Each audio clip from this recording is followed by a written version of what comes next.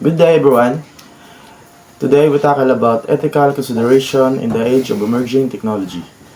The importance of ethical consideration in technology.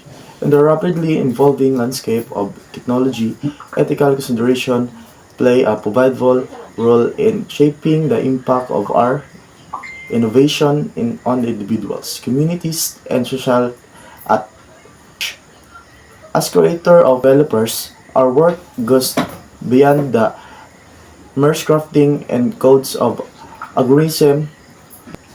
It extends to influencing and, in some cases, reshaping human behavior and social structure, human-centered design. Ethical consideration compel us to adapt of a human-centered approach to technology. It urges us to design and deploy solutions that prioritize the well-being, safety, and dignity of individuals. Accountability and responsibility.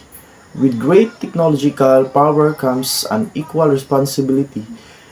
Ethical consideration hold us accountable for the consequences of our creations.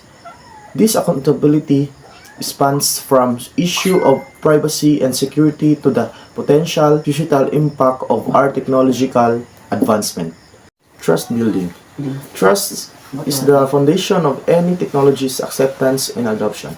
By integrating ethical principles, we contribute to the establishment of trust between users, developers, and society. The trust is vital for the long-term success and sustainability of any technological solution. Social impact.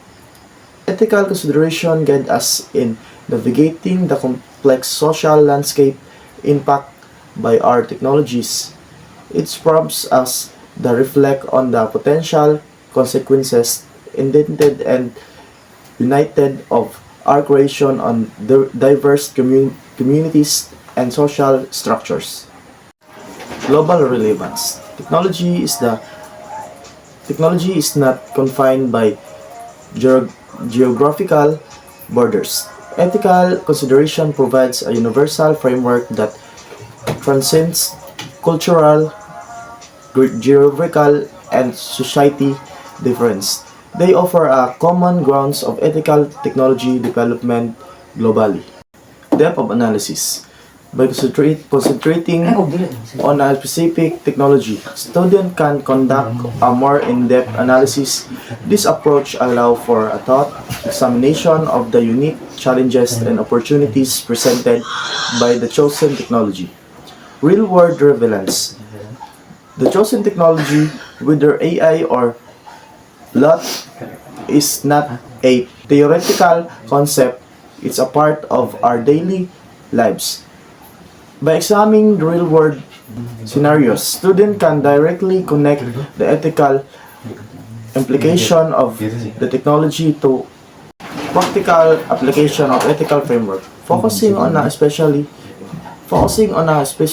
technology enables students to practically apply established ethical framework of guidelines. Encourage them to consider how this framework can be utilized in a real-world development and deployment scenarios. Case studies for context. The inclusion of case studies specific to the chosen technology provides context and illustrates the practical implication of ethical consideration. It allows students to see the real-world impact of ethical decision-making. Recommendation of responsible development. The project prompts students to think critically about responsible development and use of the chosen technology. By providing recommendation, they are encouraged to process solutions that align with ethical principles and contribute the positive technological advancement. In summary, the focus on specific emerging technology in the video project exchange the depth of practically of ethical analysis, fostering the more understanding of the role ethic placed in the development of cutting-edge technologies. This approach empowers students to not only identify ethical challenges but also to purpose meaningful solution that can shape a more ethical, conscious future in technology. Section 1. Overview of emerging technology provides a concise overview of the chosen emerging technology, highlight the application and potential benefits. Section 2. Positive impact. Discuss the positive impact of the technology on society, business, and individuals. Include real-world example of how technology has improved lives or solved problems. Section 3. Ethical concern and challenges. Identified and discuss ethical concern associated with the chosen technology. Address issues such as privacy, security, bias, accountability, and the potential for unintended consequences. Section 4. Case study. Use case study or example to illustrate this concern. Present real-world case studies or example that highlights ethical dilemmas relate to the technology. Section 5. Ethical framework and guidelines.